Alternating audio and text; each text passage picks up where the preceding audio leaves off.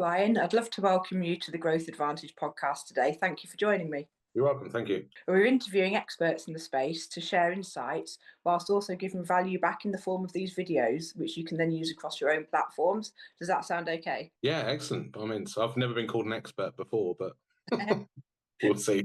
Well, I'm sure you'll have plenty of insights. It'd be really interesting to hear about your business. So firstly, I'd love to hear a bit more about you and your business, if that's okay. Yeah, absolutely. So I joined PETA Training and Consultancy last year within a sort of a new business generation role. I had a background in non-formal training under the Erasmus Plus scheme. I was a director of an international company called Nefelli Education for 3 years with a business partner in Italy. I unfortunately had to walk away from that because of Brexit and because of decisions made by Boris Johnson and his party to remove us from the funding scheme of Erasmus Plus. So I won't bore you with all the details, but it basically took away our ability to apply for funding. We could still participate, but it became a lot harder to gain that funding. And with PETA, it was a really good opportunity to kind of leverage my experience in sales with my passion for things like personal development and training as well. So yeah. I got to put one foot back into the training world whilst also using my other skills too. Great. So a difficult situation turned into something beneficial for you in the end, it sounds like. Yeah, absolutely. Great. Yeah.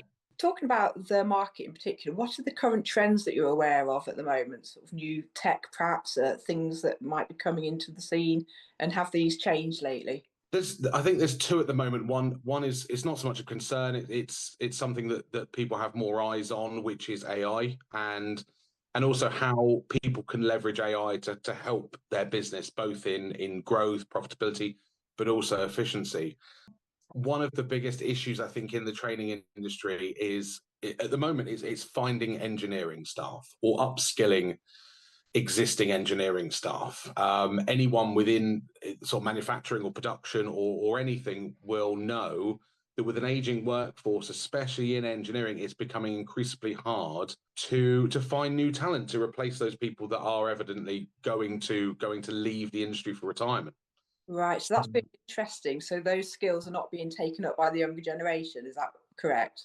Yes and no. I think that a lot of the tradesman roles and things like that, there are companies and there are people that are getting into that. I think what's really become an issue is it's not so much people not being interested in the industry, it's those lack of opportunities for unskilled workers. It's a strange dichotomy because companies are screaming out for engineers. There are no engineers, but they don't have the resource and time to upskill someone who wants to break into that market. Right. One of the things is the biggest thing is the apprenticeship scheme, which we're obviously very, very heavily involved in. Yes. The companies can take on an engineer, but there's a lot of misconceptions around that apprenticeship scheme that people seem to subscribe to. And one of them is they think if they bring on an apprentice, it'll be a 16-year-old who has very little sort of life experience or life skills, no offense to the 16-year-olds, who's just going to potter around and make the tea all day. And that's really not the case anymore. Apprentices have evolved so much in the past decade that everyone involved wants to drive the best out of these people. And some of the applicants we get who are looking to enter, especially an engineering apprenticeship, have a lot of life experience and a lot of passion for doing something within that industry. But a lot of companies just don't have enough understanding or resource, in some respect, to bring in one or more apprentices. Right, that's interesting. And so is that an issue that you're currently facing, matching the right people with the right industries? It is. And I think the other thing is apprentices can really help a small business who just need that one extra person, that one extra pair of hands to either operate machinery or take the lighter roles off a more experienced person. But the other thing that acts against the engineer, especially the small businesses, is workload. Projects come and go, they go up and down, and some people, they don't want to commit to having and paying an apprentice for 12, 18 months when there's actually not a lot of project work for them to get on with, because apprentice doesn't want to be there sitting around with no work to do. So that's often a hurdle as well, is that lack of guaranteed income, guaranteed work for them to be getting on with. And how is that affecting your business? It's delaying. There's a lot of interest, but there's a lot of delay in people really confirming that process. Right.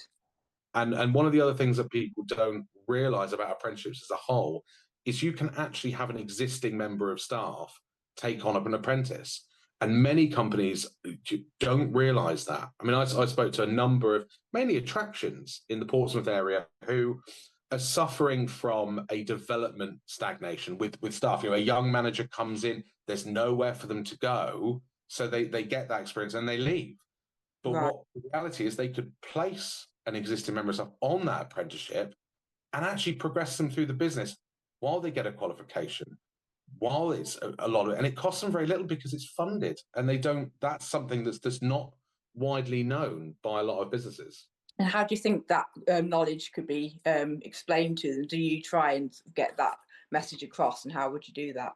So my role within PETA is that acquisition of new clients. We've got a very strong customer base of businesses that do multiple apprenticeships, multiple commercial courses with us, and we've admittedly rested on those laurels and rested on that strong customer base for so long.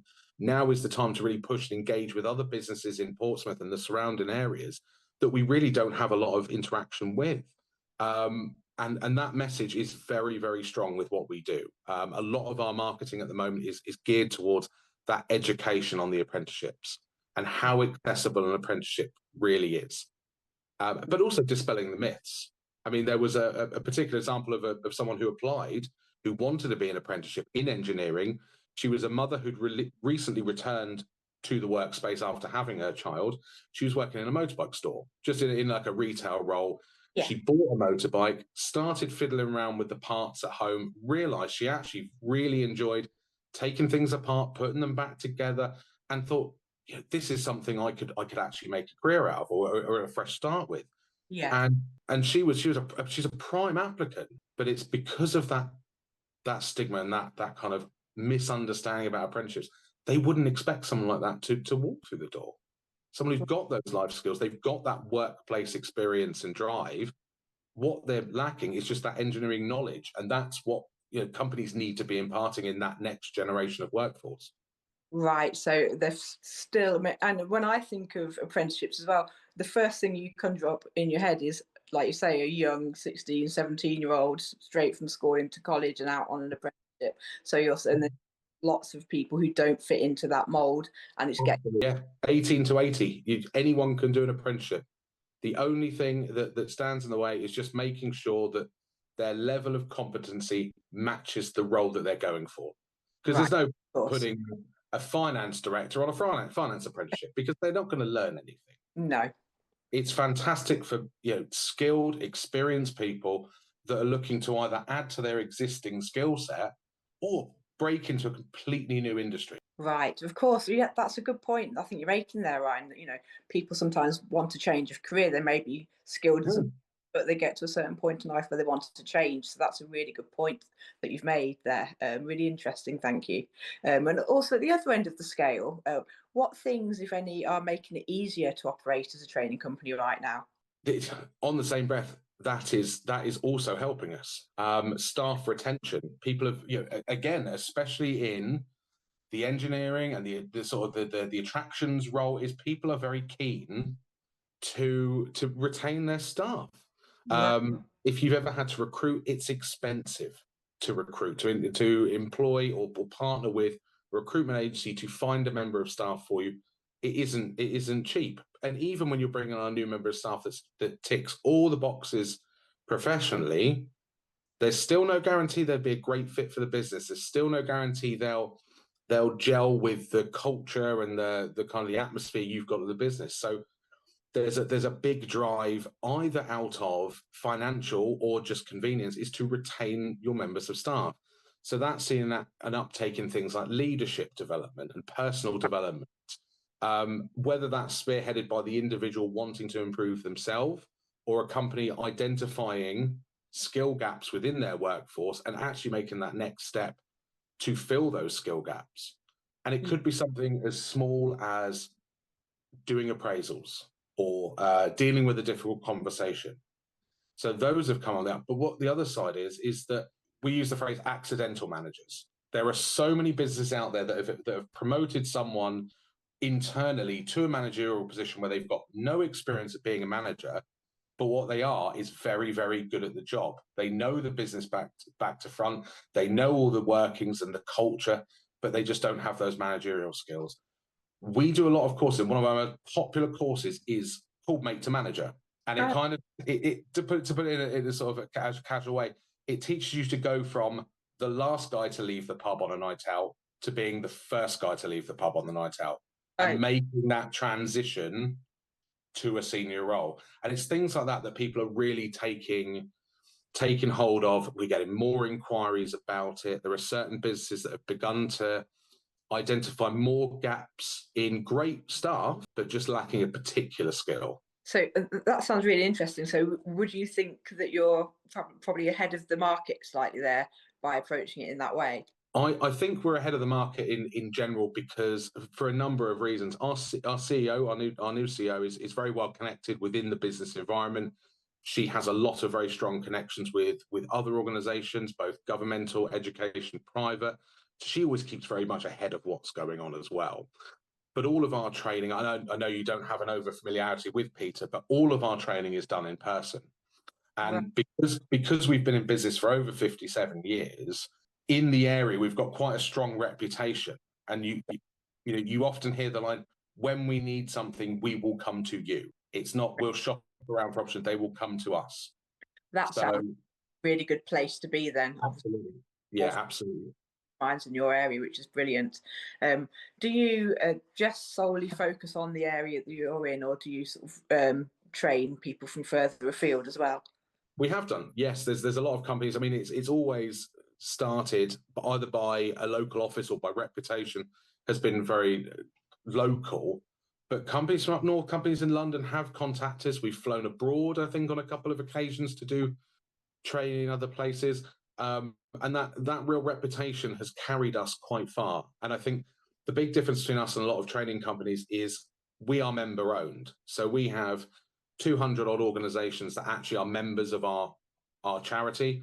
They form the basis for every decision we make. Right. So we started as a charity to basically address skill gaps within the engineering market. That was by local businesses coming together and pooling ideas on where they need the development, where they need that training. And that has evolved into other areas of business. So things like health and safety, things like personal development, things like digital skills. And that member organization has grown over the years, and we have regular peer groups. So everything we do is driven by the people that receive the training. Fantastic. And that keeps us ahead of not so much the market, but the demands from the customers. What do they... As you can appreciate, there's no point providing training on things that our people aren't interested in or don't have a need for. It's just a redundant course. So I think that keeps us a little further ahead by being quite reactive. Really impressive, and sounds really, really interesting to find out these insights about your business. Also, how are you finding attracting new clients right now? And has this changed much over the last year or so? It's interesting. I think it's not so much attracting new clients. If you've lived in Portsmouth, you will probably know PETA. You've driven past it. You've got a mate 20 years ago who did a forklift course. I think the biggest thing we've had to overcome, especially during my tenure, is educating clients and customers, current and lapsed. So I engage with a lot of businesses that haven't used us for 3-4 years. They used us for maybe a NEBOSH course or a first aid course or something like that weren't even aware we did personal development. They engaged with us for health and safety. They engaged us for first aid, but never explored any other areas. And as a business, we've never really had the resource in-house to actually go back with those customers and say, hey, you've used us for health and safety. What else do you do? How else do you upskill your staff? What else do you have a requirement for? And that's kind of been the drive for the first sort of 6 months of my role, is to bring those customers back into the fold, find out a lot more about their requirements, but also see, is the training they're looking for or doing at the moment, is that actually what they want? Is that the right thing for them? Right. I'm spending five grand on a big course program where actually all your managers need to learn is a little bit of communication skills. Right. really rooted and taken action to dig a little bit deeper. So that education has really been the drive for us, and just making sure that, are you aware we do engineering training? Are you aware we do digital skills? And most of the time, the answer is no. So it's all about getting that message out there and sort of making Yeah, sure you know that you offer a wider scope of services than what they actually perhaps are aware of. very much so. And it's a lot. I mean, we are never driven by the hard sell. It's not. We're not that sort of business. You know, as a charity, as a organization that's always responded to the needs of our customers, it's never been that hard sell.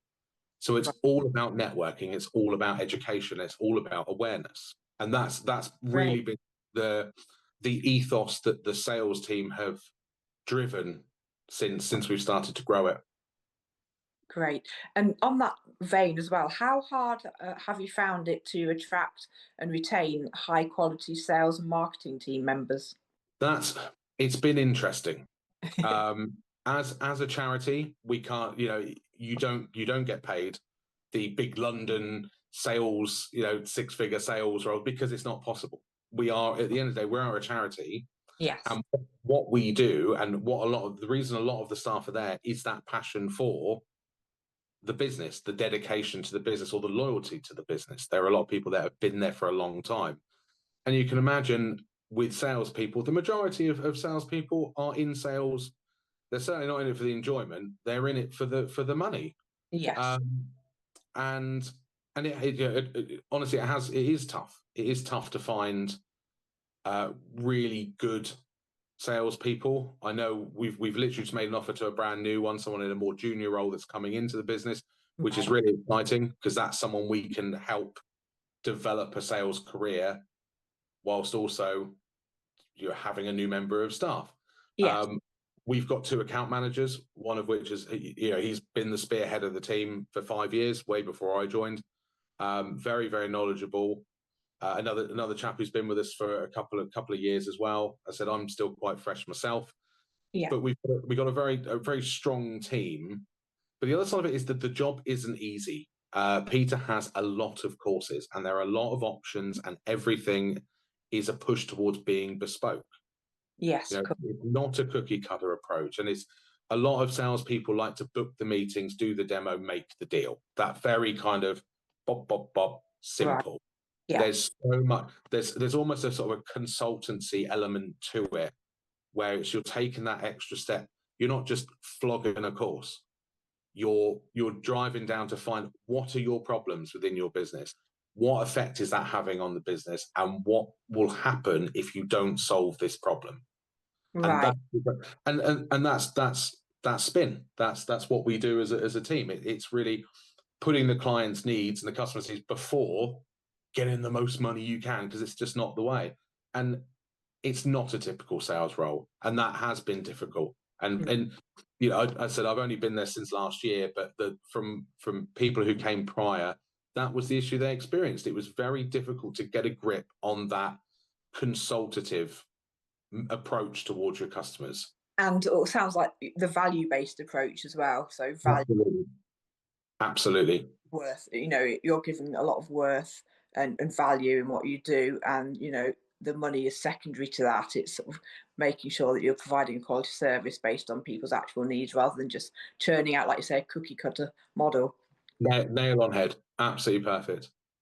And on that, what does the competitive landscape in your sector look like right now? Are there lots of other training companies doing a similar thing to you, or is your company, would you say, quite unique?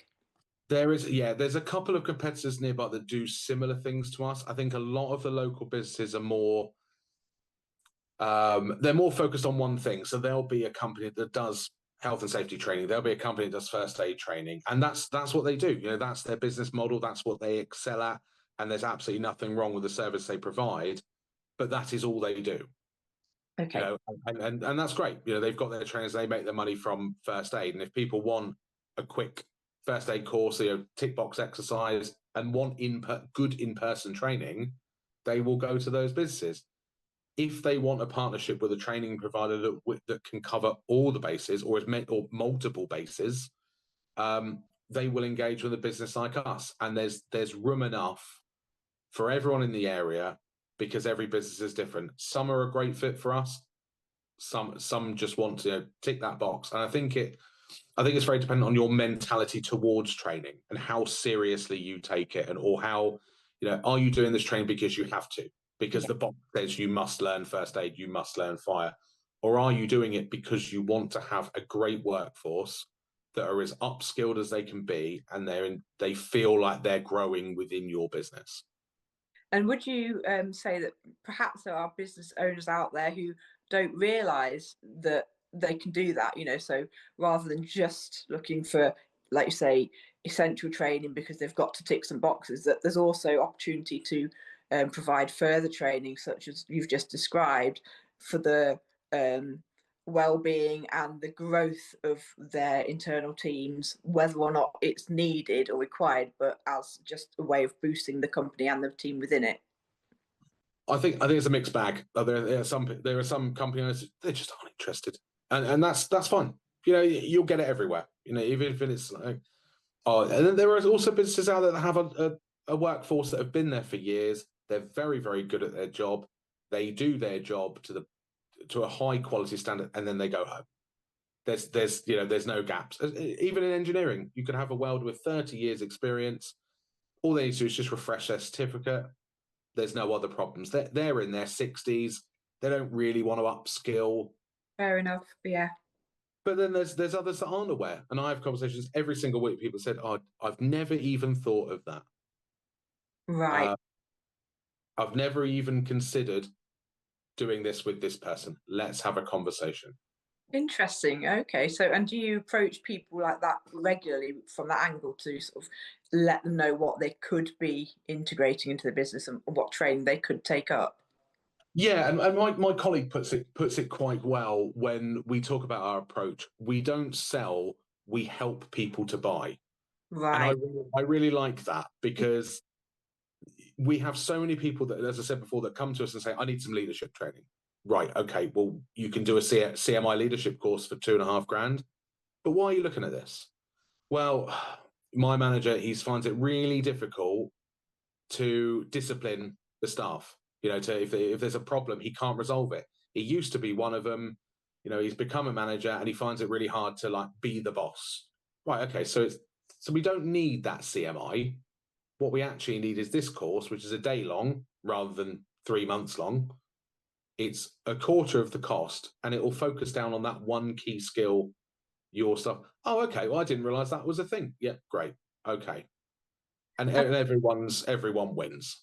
And I guess then they also appreciate your honesty. You're not pushing something onto them that they don't, which could that potentially then make them come back to you in the future, services again. Yeah. It's not money lost. It's an opportunity bank for the future. Because they could do that CMI, and they could spend $2,500 for a member of staff. That member of staff could either leave, or they don't engage in the course because they know half of it. Because they're a good manager. It's just the fact that small skill that needs a little tweak or a little bit of polishing, and instead of spending $2,500, they come down for a day. They network with other people that are in that course from other businesses. Yeah. And they pay nowhere near as much, and the person walks away feeling that they engaged, feeling that they got something out of the course. They go and we do follow-ups with all of our courses, especially with new customers, because we want to know, did they enjoy that? Was that the right fit for them? What else are you looking to do? How can we help this person? What's the next step for them? And as a support, it's very geared around understanding what people want from their staff and what skill gaps exist in the business. So it's a really people-centered business. Then you've really focused on what each individual person needs.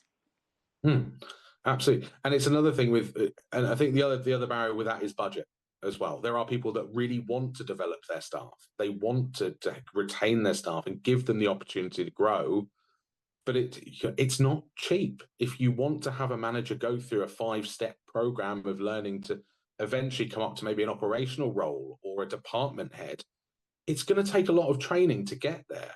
And great, they're going to absorb a lot of knowledge along the way, and they're going to pick things up themselves, but they will still need that formal education to carry them to the finish line. And it's harking back to apprentices as well. I say to people, you've got a manager. They need several different skills taught to them. Put them on the apprenticeship. Right. It's going to cost you £300. It's government fund or nothing if you're a levy paying customer, levy paying business, and you've got months and months or a year plus worth of training for continuous training for one of your managers, and they get that apprenticeship certificate at the end.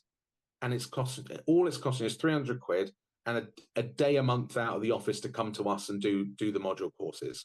Yeah, that sounds great. If someone invested in their staff, it's an absolute no-brainer, especially for leadership apprentices. It sounds like a great approach there. It really, really does.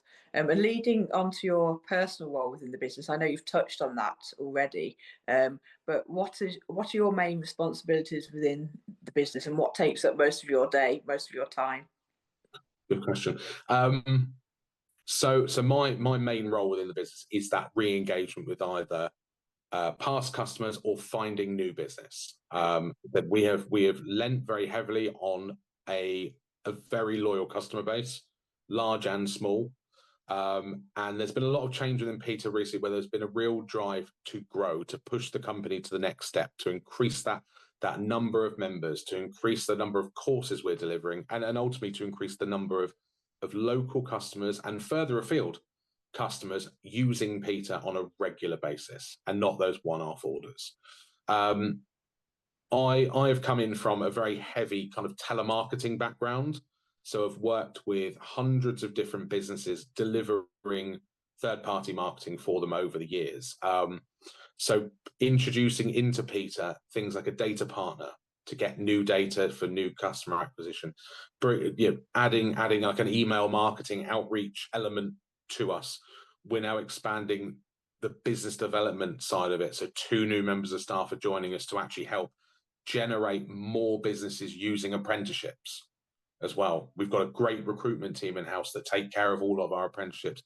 We want to be feeding more customers into them because there's no shortage of people looking for apprenticeships.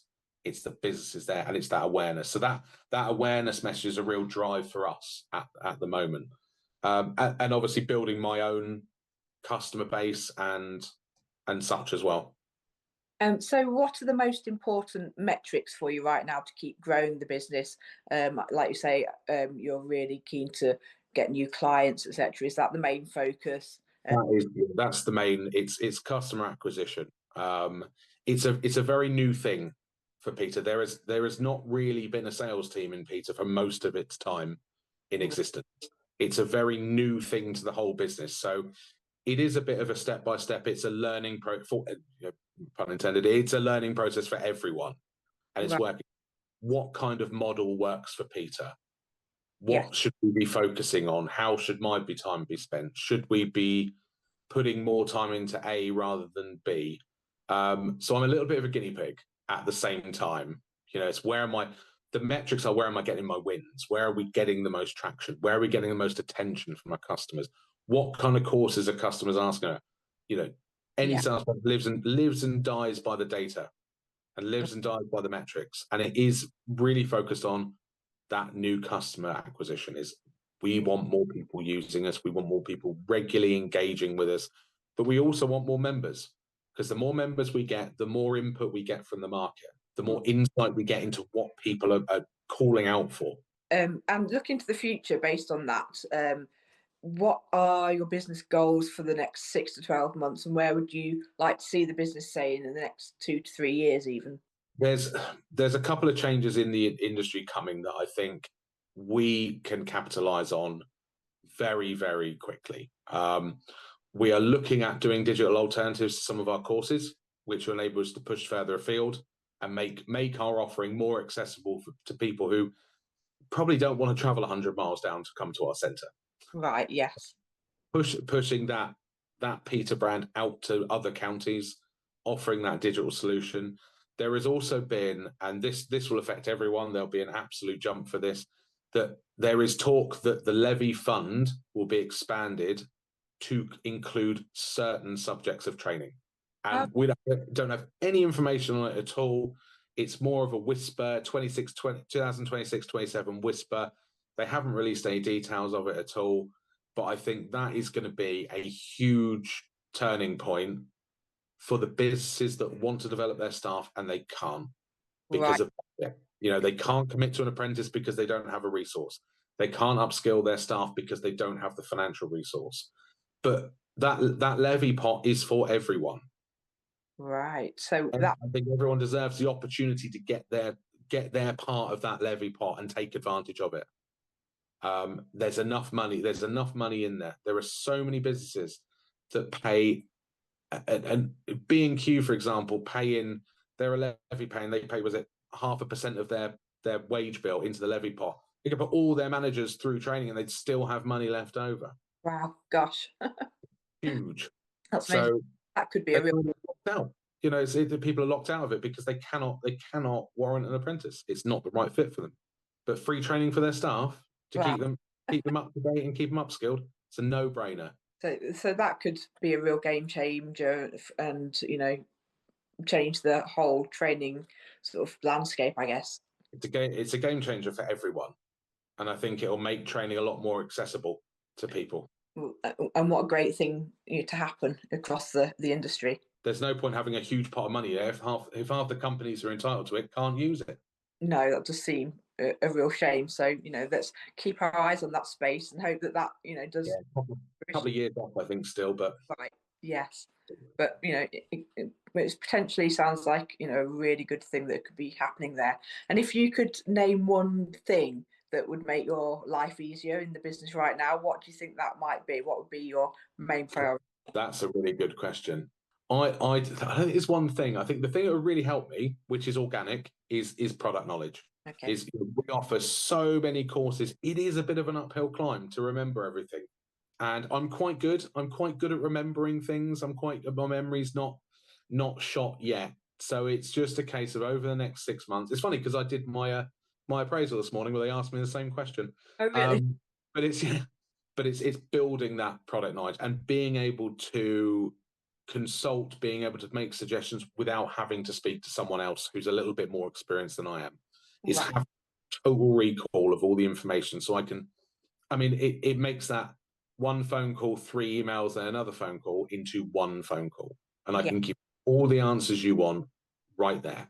And I guess that will come by the more time you spend working on the business, the more you'll get to know the details of all the etc. Yeah. Same as everything, is that repetition is key. Everything is easy when you know how. It's just learning how. Yes, of course. But okay, I really get that. And when I know part of your role is just saying client acquisition and following up, what have you implemented to try and achieve that so far? Sort of how do you work that? The email marketing has been a fantastic start. Again, I'm sure you and every other business owner in the whole country has had a cold email, and some of them are great, some of them are tragic. Some of them are very, and marketing's idea of a good email is very different to sales' idea of a good email. And ours have to be reflective of that company ethos we've had for 50 years. Is that we're not salesy, don't be salesy, that will damage our reputation. And what we've seen is that kind of passive, did you know you can put your staff through apprenticeships? Did you know this happens?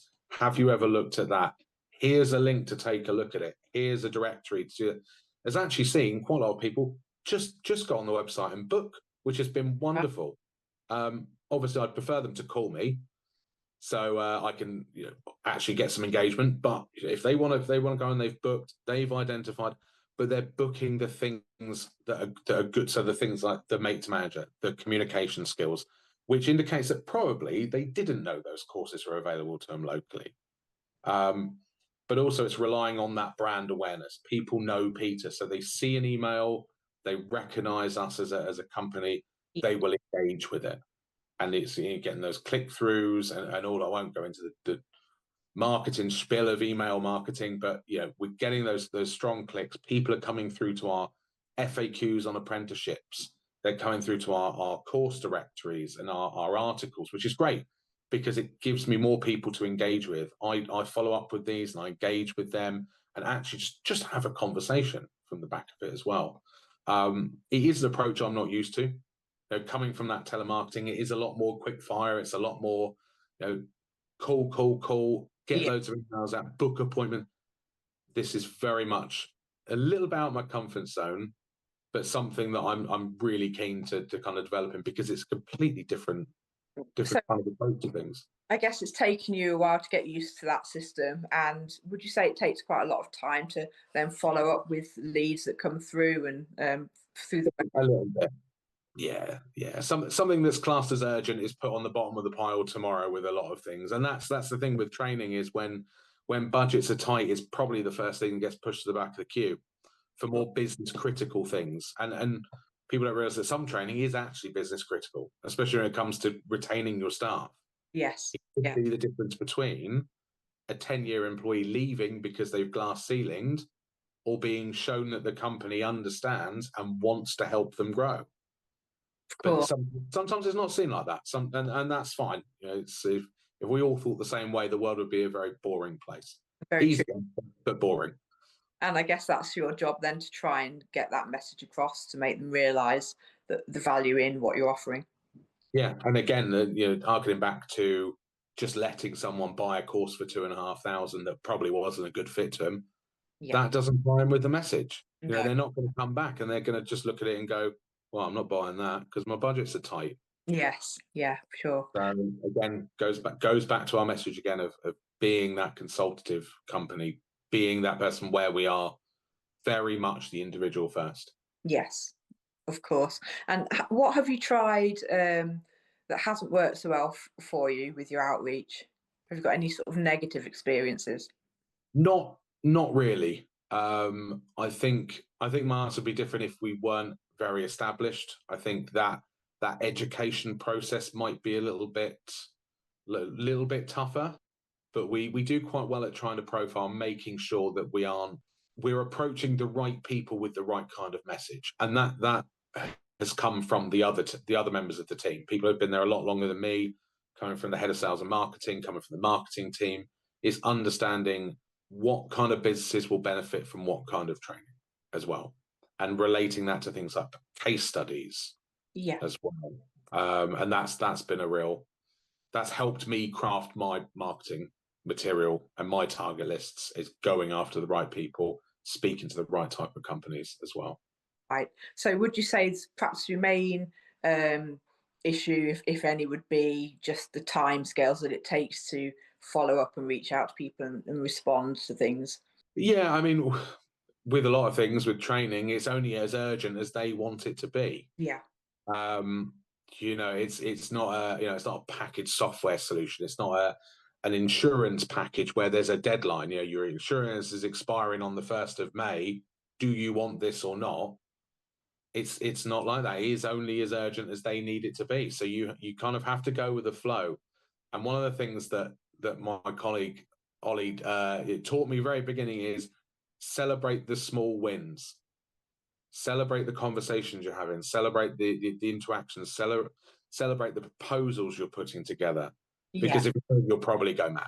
Yeah, and I agree with that entirely. You know, I'd absolutely agree with that entirely. I think I probably would go a bit raving mad if you switch that mindset.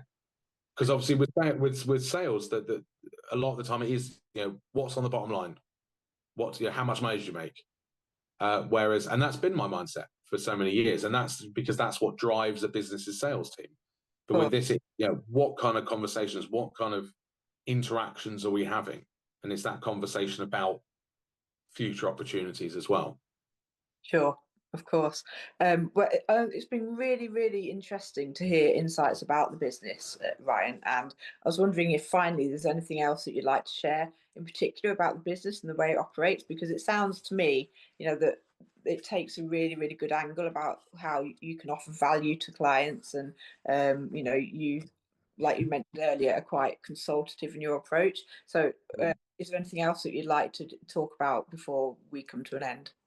Not really. I think when we engaged originally, I was going to talk about Erasmus Plus, but from the theme of this podcast, I think it was probably the right call to go with with the work we do with PETA. Yeah. I think there's a lot more value in how we do that rather than my old work. Right. Which is no less fun, but there was a lot of war stories that I could probably tell about the old work that would probably provide no value to anyone, but they are funnier. Well, maybe I'll have to hear them some other time. But by all means, I'll write them all down. I'll write me memoirs. Brilliant. Thank you ever so much for your time. No trouble. No trouble. Look forward to seeing this. It's been great to hear about your business, and I wish you and the business every success for the future. Thank you. Good luck with the rest of the episodes. Thanks very much. Thank you. Bye. Okay. Bye.